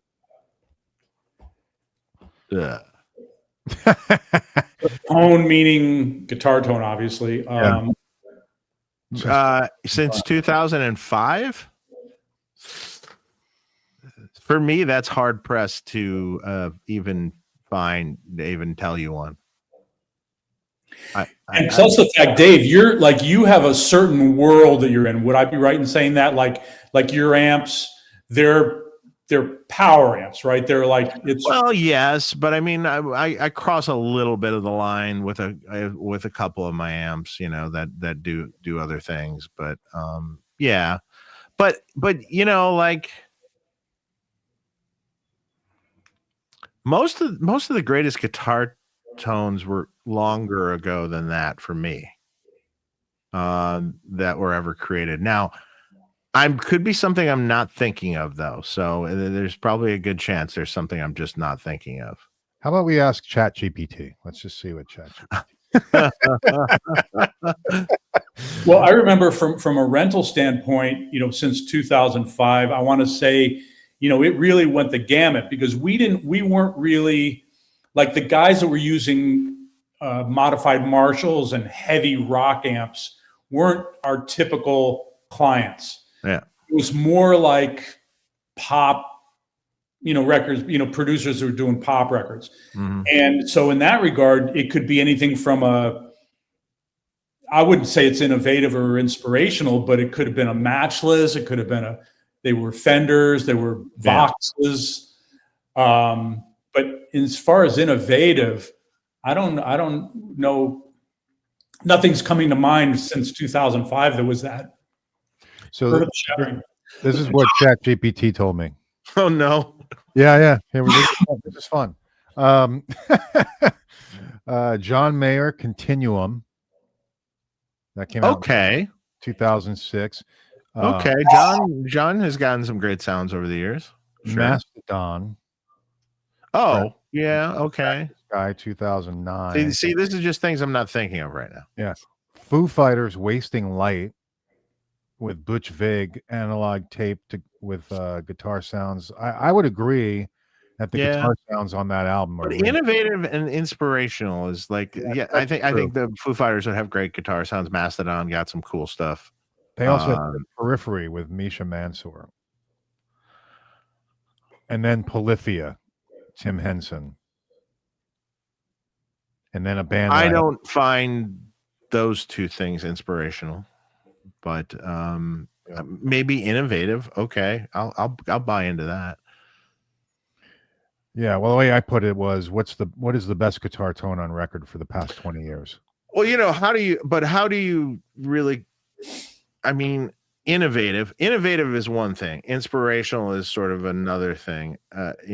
For me, I mean, and best and is the tone is the other thing. So like, polyphony, can't fucking talk. Tim does some really crazy, different, innovative things. Not necessarily what I love, but I would call it innovative things. Does he have an innovative tone though, or inspirational tone? That's sort of a different thing. I mean, John Mayer's gotten some good tones. I'll give you that one. Sure. Yeah. And then I changed it to be more matching to his question, innovative or inspirational. And it said Misha Mansour and a band called Saint Vincent, which I don't know anything about. St. Vincent's cool. Yeah. Okay. Yeah. But like when you say that to me though, when tone's a part of it, I just think of like these really great guitar sounds that have been recorded, from 1968 through, through even through like the 90s. There were some amazing tones. Mm-hmm. And like after it's kind of fallen off a little bit. I mean, there was what year was Limp Bizkit? When did they come out? Oh, I think he had some he had some cool guitar tones. Yeah, it's probably like 90s, late 90s. Yeah, he had some cool guitar tones, but into the 2000s, I think, right? Yeah. I think there were some cool guitar tones in there. There's things I'm forgetting. I'm sure I'm missing something here. Well, I think that goes back to what you were saying before about the artist, because that's the one thing that occurred to me later on in years is that, people would say, well, look, the Beatles, and they played on old Voxes. Yeah, but they were new when they played them. Sure. And it's the same thing with Marshalls and stuff. And a lot of these guys, Hendrix, I mean, those Marshalls were new when he was playing them. Mm-hmm. So, but still in a lot of people's mind, they go, well, I want an old Marshall, I want an old Vox. Fair enough. But to what we were saying before, I think it's a lot of the artists. When you talk about innovative and inspirational tones, I think a lot of it's coming from the fingers of these people. Absolutely. Right? Yep. So you get a guy like John Mayer. I don't know what his rig is, but I'd be willing to bet the guy's just, he's got the soul and it's coming out of his fingers. Mm-hmm. Yeah, agreed. Mm-hmm. And Limp Bizkit, their first album came out in 97 and Significant Other was 99. So it is pretty close. Approaching, but not quite. Yeah, it's still older than that. So maybe we'll toss that in with the 90s stuff. I mean, like you look at stuff like Soundgarden and Alice in Chains and things that came out in the 90s that were amazing guitar stuff, Mm-hmm. Like, just incredible. Yeah. Yep. I think we've gone through all the questions and stuff. Anything else you want to cover? We should do our sponsors. There you go. We should mention our sponsors. Thank you, sponsors. All right, let's for us for getting to the end. I totally forgot. Oh man, you got to keep me honest here. All right, so first up, there's a good one. Oh, okay. Here's some good ones. Okay, Ian Thornley. He always had phenomenal tone, and I'll agree with that. Ian Thornley is amazing. And I think someone else, Flo, said the first Cohen record that had some really cool sounds that you didn't really hear, I'll agree with those ones too. Yeah, for sure.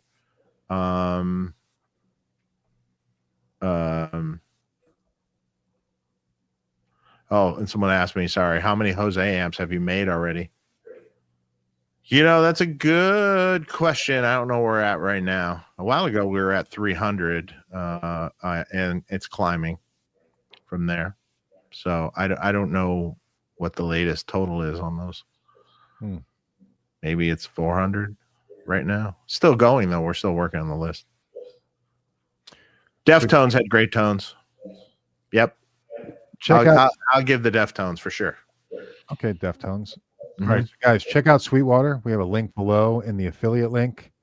Make sure you click on that. If you're going to buy anything, please click on that link. And it helps out the channel and, it shows Sweetwater are promoting you. So, we're promoting them. So, fixpedalboards.com. For all the pedalboard needs, your lifts, risers, sliding rack shelves, interface boxes, all sorts of stuff. Good stuff. Legendarytones.com. Make sure you for when you say you don't have enough gain, buy a legendary tone and put it in your amp.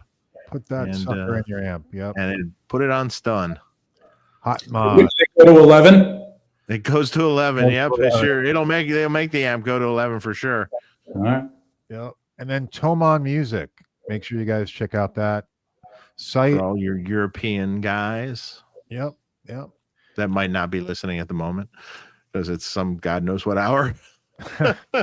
While we're doing things, why not? Go to friedmanamplification.com and sign up for your Jose. Okay. There you go. You still have the sign up there? Yes. Second banner. If you just sit on the homepage for a second, you'll see it. Second banner. Okay. And lastly, press subscribe. Click the bell. All right. Make sure we can keep doing this. Yes. We want to get more exposure. So we can keep doing this till we run out of people. Yeah, exactly. I sometimes think, will we eventually run out of people? Probably not. I don't think so. I think we should have a lot more subscribers, I think.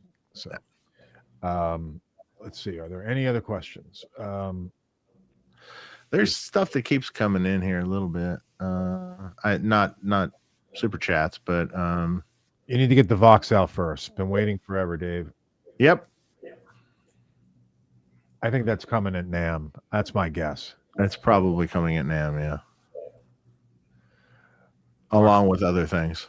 Mark's guitar looks like it's glowing. Oh, cool. Yeah.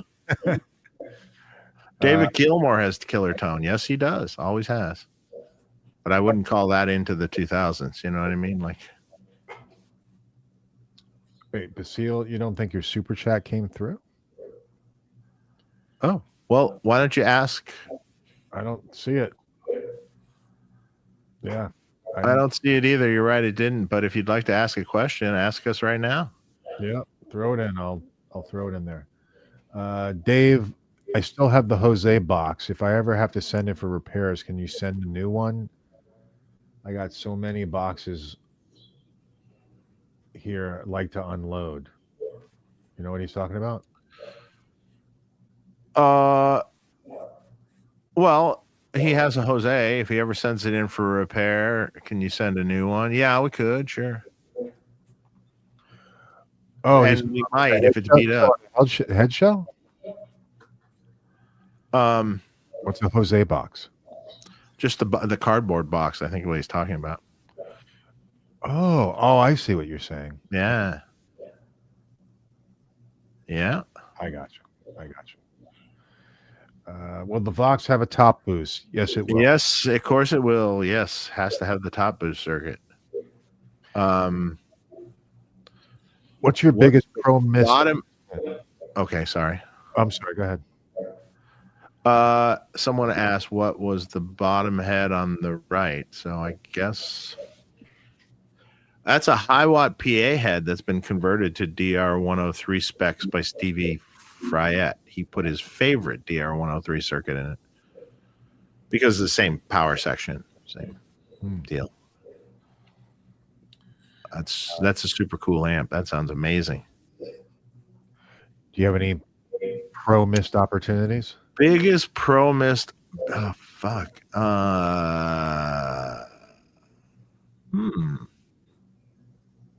Not that I can think of off the top of my head right now. I mean, I've worked for a lot of people over the years. I mean, I've probably forgotten more people than you. I mean, I can't even remember them all. So I've done a lot of rigs for a lot of people over the years. So, yeah.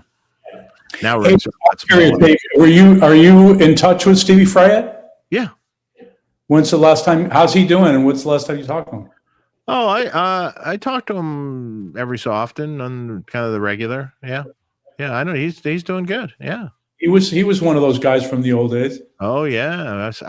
Like I said, I grew, you know, like me being involved with Andy's, well, started my career first off, but also I was around when all this stuff was invented, basically.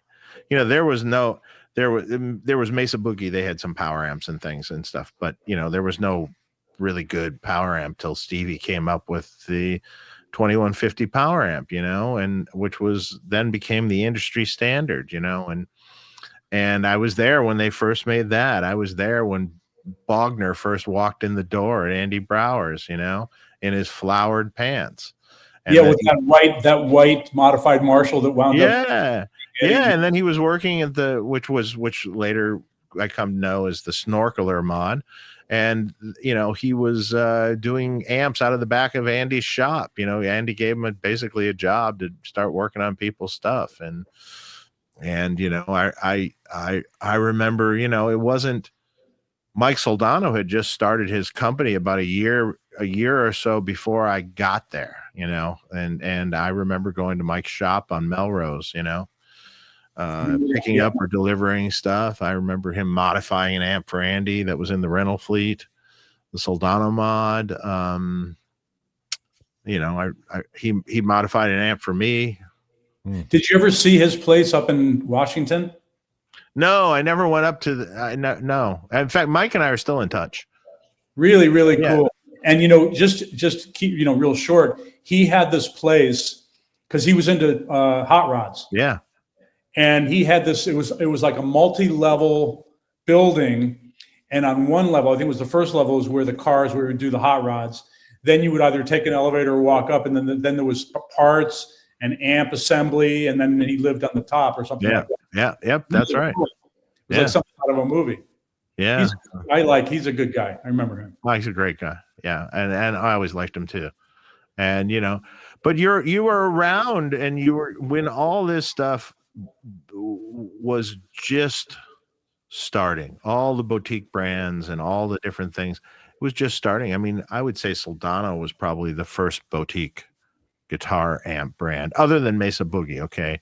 But Mesa Boogie had already kind of established itself as a bigger brand anyway, so I mean, I always said that was cool, man, being around these people at this time, and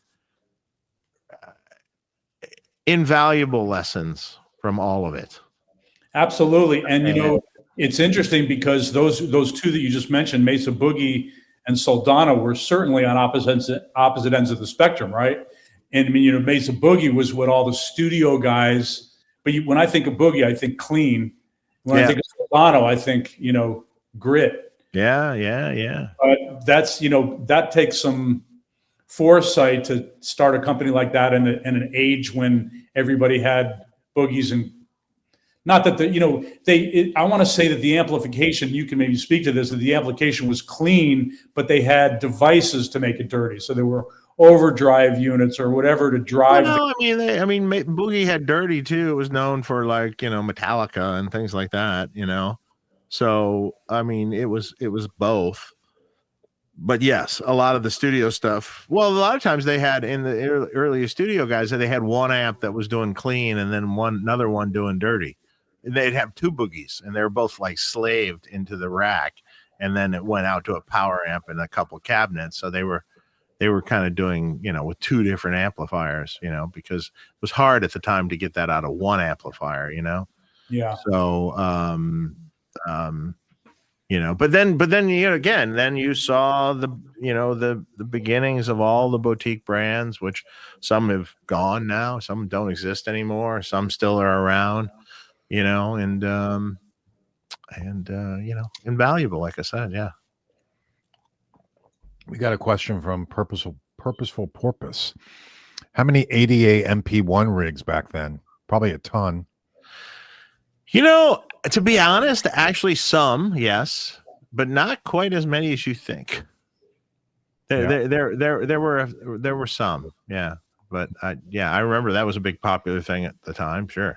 Yeah, it depends upon. I remember that, like in those Bradshaw racks, there was the Yamaha SBX 90. Mm-hmm, yeah. But that's what I was saying before, is that a lot of those rigs, and I want to say the one Andy had for rent was probably, maybe at some point he put a 2150 in there, but I want to say before that maybe it was a Boogie. I don't know. Yeah. I rented when mine went down. I played through Marshall, but when it broke, he talked me into renting a Boogie. Mm-hmm. And so it's like I said, it was for me polar opposite from a Marshall. Yeah. But still, that's what people were using, and a lot of the guys that we were carting rigs for had those. I remember those teal 1x12s. Yeah. They had like a rack, and they had whatever power amp, whether it was a Boogie, and then maybe an ADA or a SPX 90 or whatever, rack units they had in there with a pedal board and with two teal 1x12s. That was the rig. Mm-hmm. And everybody had their own flavor. So whatever was Steve Watson or Dan Huff or Mike Lando, whatever. I don't think Lando, did he have a Bradshaw rack? Yeah. Oh yeah. For years. Yeah. It was a major thing. Yeah. Mm. For sure. Did you guys have Dumble amps back then? Did you rent them out? Andy had a Dumble. Never rented. It didn't rent though. You're right. And you know what? God bless Alexander, right? Or Howard or whatever. Over all the years, I never got one call for a Dumble amp, not one. Now, you'd have to say it's arguably a stunningly good sounding amplifier, but I never got one call. And thank God, because those, you'd break the bank and you'd mortgage your house to buy one. Mm-hmm. But I never got a call. I never got a call for a rental for one. Wow. Yeah. Did you ever get calls, or did you ever have to work on them? I've worked on some before, but I mean, like once or twice. No, I mean, There is electronics. You know how some of those guys they dip parts so that you can't see what. Oh yeah, so yeah, on some of the amps, yeah, he had it all covered up. Yeah, for sure. Yeah, that's a mess. Actually, though, the stuff didn't really fail. It was generally easy stuff, like a tube failure or something easy. So, yeah. Is the snorkeler based on a 2203? No, it started off with a Marshall, but he would gut the whole front end of the amp, and it's a non-cathode follower circuit, so it's a plate driven tone stack, and it's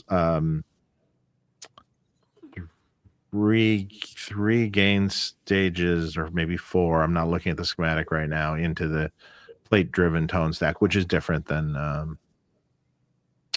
guess it would be four stages. Yeah. It was really gainy, really heavy, and I have a schematic. I've done a few for people before. It's a cool sounding thing when done right. If you do the right one, I've seen some that are a little different than others. So there's one circuit that was put in Jerry Cantrell's Fish preamp, and I have a schematic of that. And then I have a schematic of another amp that George Lynch owned, which was the same thing, but had a few differences in what was done. And I actually prefer the Jerry version of it. Actually, I like both. It's a unique sound, actually. Metal Militia, Dave, do you prefer angled or straight 4x12s? Or is a good cab regardless? What do you think of the Bogner Shiva? I like straight 4x12s kind of, but angles, I mean, it's every cab's a little different. So, I mean, I'm not saying that a certain angle cabs don't sound amazing also. So, who knows, if it's an old cab, they all sound different. Even if they have the same speakers. And what do I think of the Shiva? I mean, the Shiva I'm not the biggest Bogner fan. So, and of the Bogners, I might like the Shiva the least. So, I like an Ecstasy more, or I like the Uberschall is kind of cool. The newer one that I just put in Steph Carpenter's rigs. That one sounded pretty cool. Love that. Aaron Bamel, was Rivera before Soldano, or was Soldano first? Yes, Rivera's before Soldano. Rivera was doing stuff in the 70s for the guitar player. I mean, Rivera's before Bradshaw too. So like in the 70s, the studio guys had like Rivera made pedal boards and stuff. This before the rack became the king for that. And there was like Dynacomps and different things that he put together on boards for people, and that was a different time. Is the PV Classic Series 66 power amp any good? It's great. That's a great power amp. It's fantastic. It's classic. The 6060 is cool. The 120 was really cool. And even what's the other one? The 5050, I think, which was with EL84s. All those power amps were really cool. Yeah, many of us had the ADA. It was big. Let's see. What should we expect from Friedman at Gearfest this year? Nothing brand new will be there. Yeah, we were going to try to show something new at Gearfest, but it was too tight. But we will be there, and I'm doing a little industry panel, and we'll have a whole bunch of amps. No, the Jose won't be there because they don't sell the Jose. We sell that directly, so can't bring something they don't sell. So if you're going to visit next week, I'm going to be there. So come on by. Stephen Douglas says all Shivas are not equal. The 20th anniversary is very gainy. many higher gain bands like Skid Row and Megadeth record with it. This is true. It's different. I at the same token, I might not love it, but I've heard people use it and get great sounds out of it. You know, it really is very hand dependent. I think everything is that way. You know, I think hands are a big part of the tone, and what works for one player might not work at all for another player. Yeah. Yeah, I would agree with this. I think, well, it's one of the most innovative amps I've seen in a while, the Pano Verb. That's the coolest amp ever. I kind of want one. Yeah, it is very cool. It's expensive. Man, it's good. Yeah. How much is it? It's like $3,000. Oh, yeah. Yeah. I know people. What's that? I know people. You know people. Exactly. You might get a break. All right. Well, I think we've gone through all the questions, Lon. I appreciate you coming on the show. It was awesome to meet you. Likewise, Mark, thanks. Yeah, and actually, you're not too far away from me. So I used to work right off of PGA and 95. Okay, right around the corner. Yeah, right. You're right over there. Is that where we got each other's numbers now? Yeah, I'll text you if I'm ever around there. You know, it's weird because now these days, I'm sort of like, sort of removed from what I used to be, because since I don't have that business anymore, but I still have it in my blood. And I was like looking the other day, and I wouldn't say that where we are is like the most. I probably see more gear behind you right now than I've seen the whole time that I've been here. It's not a lot. I mean, I go into pawn shops and I try and, because I still got it in me. I can't help but not just look to see if there's some hidden something gem. cool. Yeah, something cool, but it just doesn't happen. But the other day I found this thing. I started watching these auctions, and the auctions are generally, it's mostly artwork and furniture and stuff like that. Not stuff that I'm really interested in, but every once in a while you'll see a musical instrument come up. And I don't know, a few months ago, I saw it was a red Marshall 100-watt head, original red Tolex, and it was a not conversion. What do they call it? Like it was a metal, but it was in the plexi, probably a 69. Yeah, it's like transition. Transition. Thank you, thank you. So it was this, and it was sitting on an original basket weave 4x12. Oh. Probably had the G12. What are the really cool? The original 30 watts. Yeah, or greenbacks or 30s, or maybe it had not the greenback. It was not the 20. It was not the G12M or whatever it was. But at any rate, I saw that thing, and the thing sold for, I want to say it was like $1,300. Oh God! What? That's exactly. What I should have done is I should have seen now, Mark. Now that I know that you're should have just bought it. I should have, but I in my mind I'm going, what am I going to do with it? I got nothing to do with it anymore. The other thing that happened, and see, now that we're talking, David, now I'm going to remember you for this. The other thing that came up in an auction not too long ago was an original Ampeg B15 60s. The checkerboard Tolex. Yeah. All original. I could tell it just been sitting in a garage because it was covered with dirt. But there were a lot of pictures and you could see that it was not ripped. It was all intact and probably just needed a little bit of love and some Formula 409 and you'd be good to go. Now that's got to be a $3,000 amp, maybe. Yeah, sure. Something like that. I think it sold for $400.